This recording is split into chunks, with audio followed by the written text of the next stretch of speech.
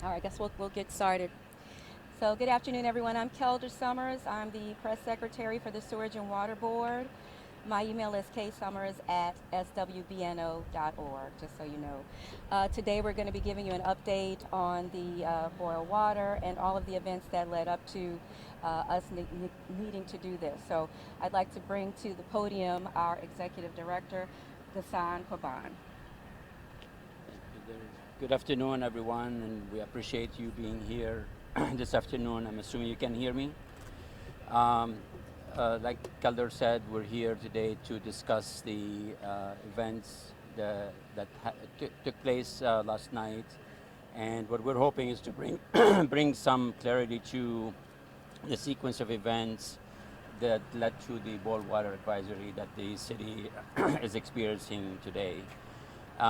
It is worthy of note that this is the first citywide boil water advisory that we're experiencing for the first time in over 5 years, where it once was the norm. It's now is an anomaly or is an unusual situation.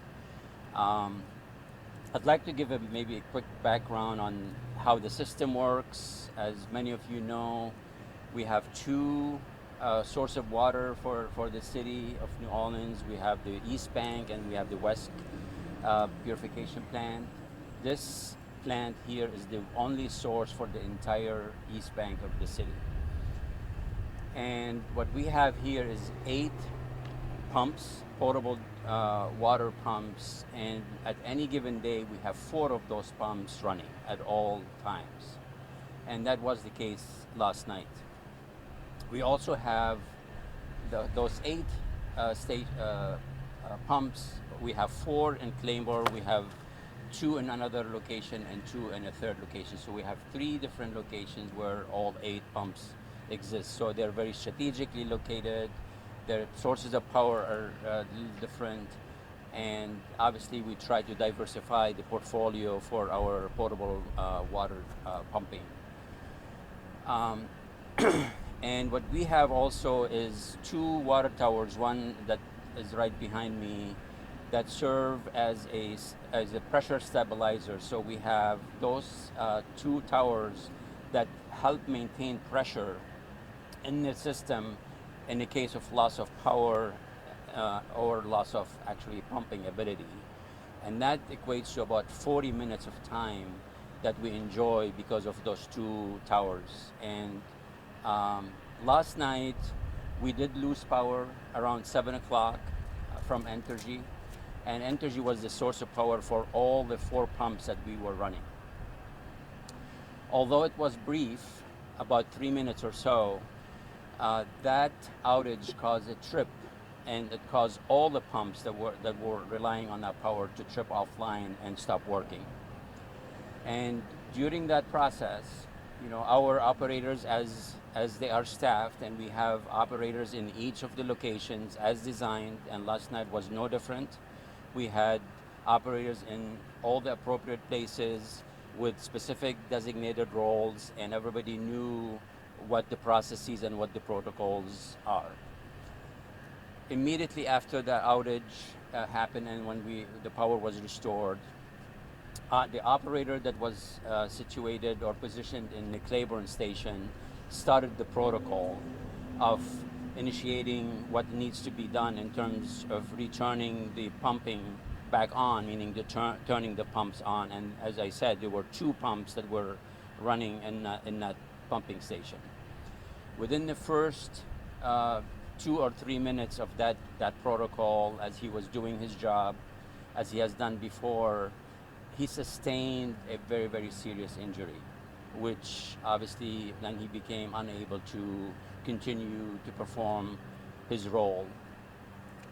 At the same time, another operator from another location on campus, as designed, came to the pumping station to aid the other employee to turn the pumps back on.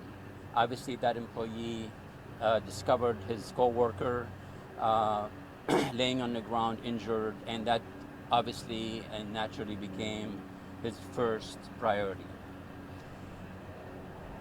Obviously, this is very hard for all of us today because Our coworker has been hospitalized. He has sustained injuries and he's receiving treatment. Um, the employee who discovered the injured employee did what he needed to do, called 911. He summoned the other operators from the other locations. He called his supervisors, and they all responded to the scene, and that became their top priority. So they attended to their coworker until 911 and EMS showed up to the site and took control and start paying attention and give care to the injured employee.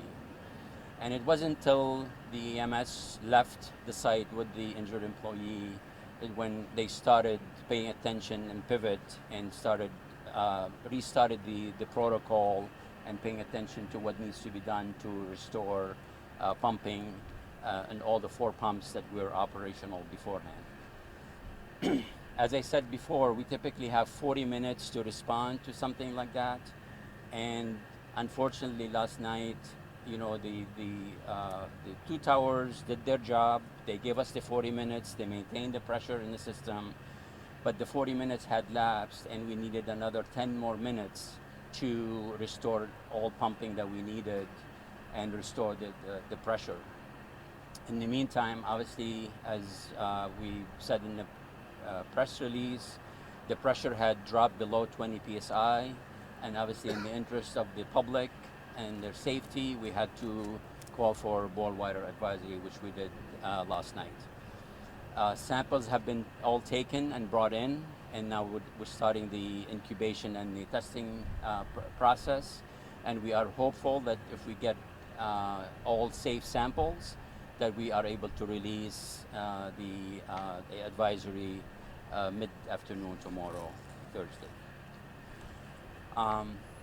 I'd like to speak to the fact that, while this is unfortunate, we are in the midst of building and modernizing a power complex that will hopefully eliminate what happened yesterday in terms of relying on the energy grid and the vulnerability that is associated with it. So obviously, as the project continues, while we have committed to delivering a substation and the modernization of that is pretty much is on track, and we are delivering that job, but it's predominantly for the drainage operations. It will be there for powering the drainage pumps, so it will be a reliable, dependable source of power for drainage system.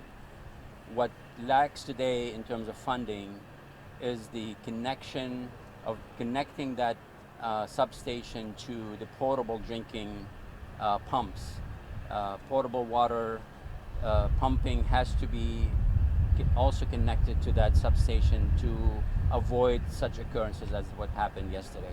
So that funding is not in place, and obviously this hopefully will elevate the attention, and we're able to identify sources of funding in order to finish the project as designed. So with that, I'm happy to entertain any of your questions. How long does it normally, under regular circumstances, how long does it take to start the pumps back up, and how long did it ultimately take? Typically less than 40 minutes. So the 40 minutes, these towers have kind of quietly avoided many boil water advisories since they were brought online, because we have situations where we have loss of power or switching of power sources as matter of routine, and we've repeatedly and routinely relied on them, and all well within the 40 minutes. Hence, that no need for boil water advisories the last 5 or 6 years. So under the best of circumstances, it takes about the time that these are operating. That is correct. 40 minutes is the most we've needed in the past, or less, to restore pumping ability due to outage or other circumstances. And last night you did that in 50 minutes. About 50 minutes due to the the situation that I discussed. Yes. What's your confidence level that you would have been able to get the water pressure back up to speed in a normal time had the employee not suffered the injury? Can you tell us a little bit more about the injury and the nature of how it happened? I cannot today discuss anything more than telling you that he suffered or sustained significant injuries, and that's all I'm willing to share this with you today. But I know, had it not been for that incident, we would have been able to restore pumping well within the 40 minutes, and would have been able to avoid the boil-water advisory. You know, what a lot of people at home are probably wondering is, how can something as simple as a Mylar balloon take down this city's water system? It would seem that you would have more checks and balances or more safeguards against that, but when you have one balloon that can take down the whole system, isn't there a problem there? Well, that is not the first time that such an occurrence takes place, and I can tell you that could have been one of the reasons why the power complex is really being built, is the reliance on the grid system and its own vulnerability.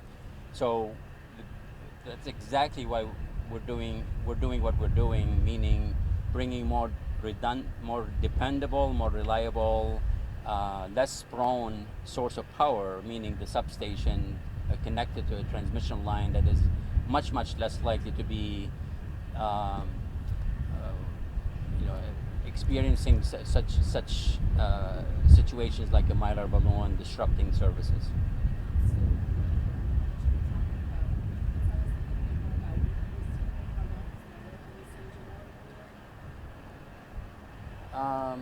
I don't have all the details. He's a veteran of the department, and he's been working with us for a long time. Very well trained, experienced person, and that's all I can tell you today. Take me through one more time when you have a 3-minute flicker or fluctuation from one of the circuits that tripped when the Mylar balloon hit the wire. Tell me the cascade effect of that and what happened last night. So the power goes off, all the pumps are tripped offline and have to be manually restarted. And in a typical routine procedure, each operator is assigned a certain pump or pumps, and they start the protocol, and they go to those pumps, and once assuming the power is back on, they turn them back on, and it's business as usual and back to normal operation. So there was no need to switch to backup power because electricity had already been restored, correct? That is accurate, yes. We're going to take one more question.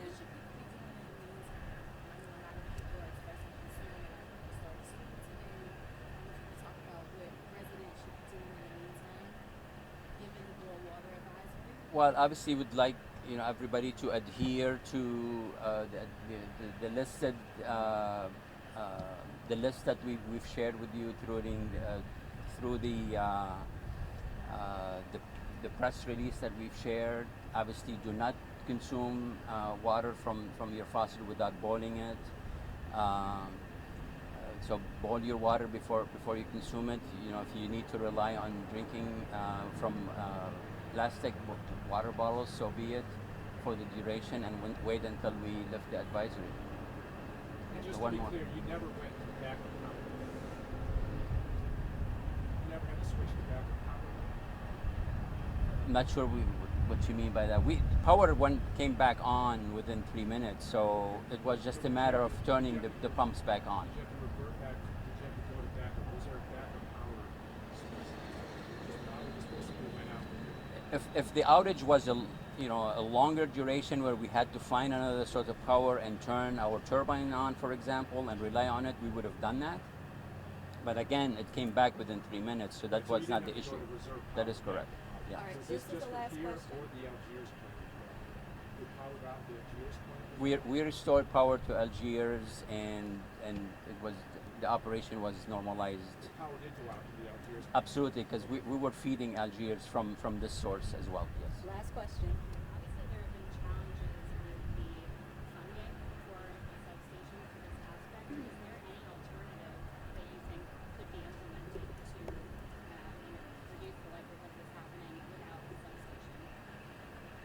The only alternative that we see is to rely on a more dependable and reliable source, which is a substation that's fully completed and ready to be used, and we just need to fully utilize it as we have designed it, meaning for all the drainage needs as well as drinking water needs. So I don't see any other alternative but to continue and find identifying funding to finish the project as designed. Thank you all so much for coming. You got my email address if you have any additional questions, or we can share any additional resources with you.